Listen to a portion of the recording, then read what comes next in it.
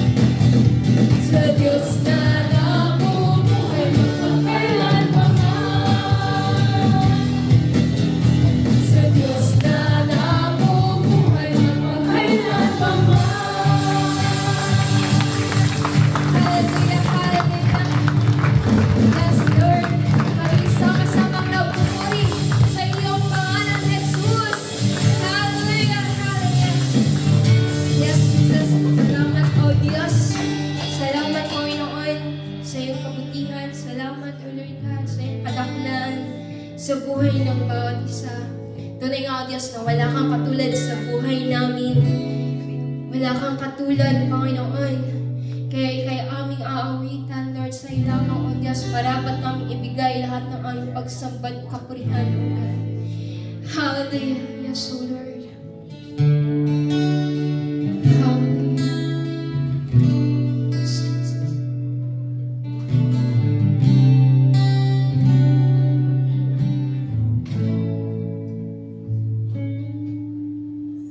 Itin ko man lahat ng awit sa mundo, di kayang ilarawan ang kadakilaan mo.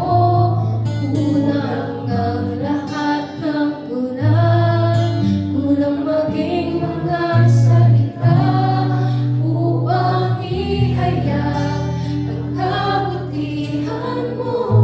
Kasi wala kang katulad, wala kang katulad, wala nang hihigit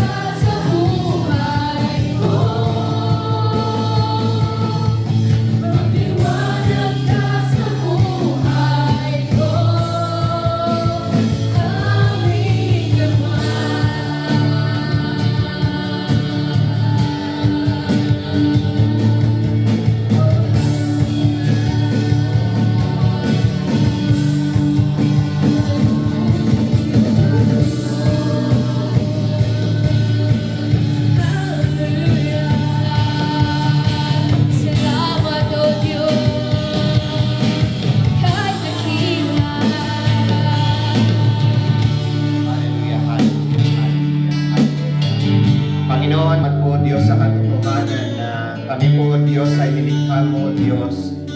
Lord, na you have designed us, O Diyos, O God, Lord, to worship you in spirit and in truth. At sa lahat ng panahon, O Diyos, pupurihin ka namin. At sa lahat ng panahon, O Diyos, Lord God, hanapin ang mukha mo, ang presence mo.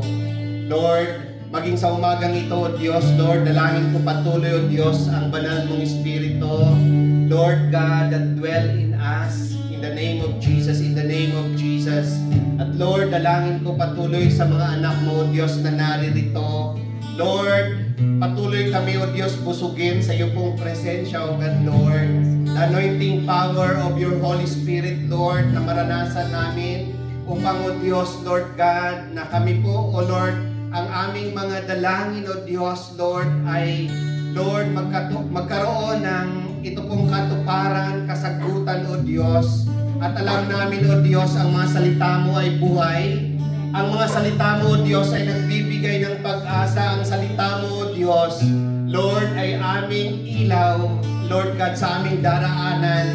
Panginoon, anumang mga espiritu na hindi kalooban mo sa umagang ito, Lord, maging spirit, Lord, of worry, spirit of anxiety in the name of Jesus, that we cast out in the name of Jesus, flee from this place, in Jesus' name, in Jesus' name. You have no right to disturb sa mga anak ng Diyos. At dalangin ko patuloy, O God, Lord, the blood of the Lord Jesus Christ, that will cover us, Lord, in Jesus' name. That, Lord, there is no weapon that form against us shall prosper, and you will refute every tongue that accuses your children, O God, Lord.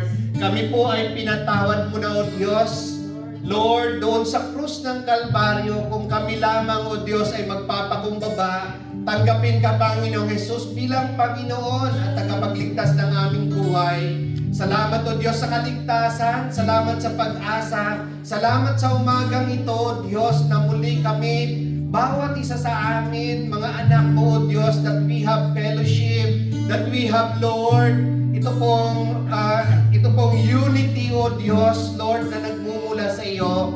Salamat po, Diyos. Lord, cover me with your precious blood, O God, Lord.